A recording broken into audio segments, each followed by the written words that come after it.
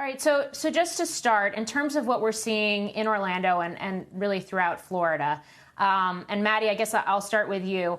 You had to close your restaurants, your businesses down. You were able to reopen them, and now they're closed down again, correct, because of the COVID case count? That's correct.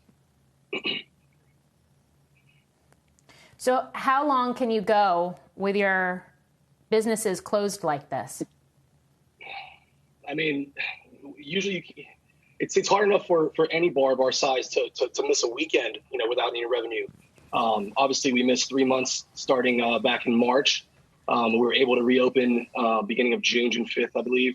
And we had about 2 weeks of us being open and some revenue coming in. But now we're shut down again, with no word on when we can reopen. So it's extremely difficult.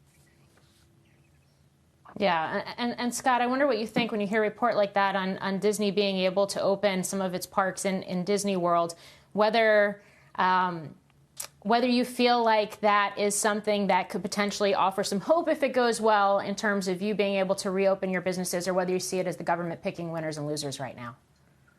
It's a tough one. I see both sides of the story. If Disney comes out and does it right and gets creative, as they always are, with some procedures and policies, maybe we could all benefit from that. But as a bar in downtown Orlando, we own several of them, and it's tough out there to see one of the largest theme parks in the world opening, and we're a couple 100-person bar in downtown Orlando, and we're still shut down. Yeah. Did you guys take PPP money? And if so, is that something that you're still able to work off of, or are you looking to the federal government, as you've had to see your businesses reclose? Are you looking to the federal government to hopefully provide some sort of additional lifeline right now? We would love an additional lifeline. We took PPP money for all of our venues. We were fortunate enough to get it at the outset. I guess the whole early bird gets the worm didn't apply because a lot of the rules have changed since we got the PPP loan. And we were operating under the original rules. And that is kind of hurting us at this point. But a PPP money is running out. I expect another large unemployment spike with all the PPP money running out in this environment. Yeah, and Scott, I just wonder what you think of the Florida governor's handling of this crisis, also the federal government's, the fact that guidelines have continued to shift and change, in some cases have been pretty unclear, what you as a business owner would feel most confident about in terms of being able to reopen and have a sense and be able to give consumers a sense of confidence to come back to your establishments. Right. I think what's important is, we understand there's not a right decision in this process. I don't think we should pretend that there is a correct absolute. And what we would ask is more communication. We've been shut down twice so far within hours of when we were supposed to open. And we have inventory that is spoiled. We've had tens of thousands of dollars inventory sitting in our venues for, 4 to 5 months now.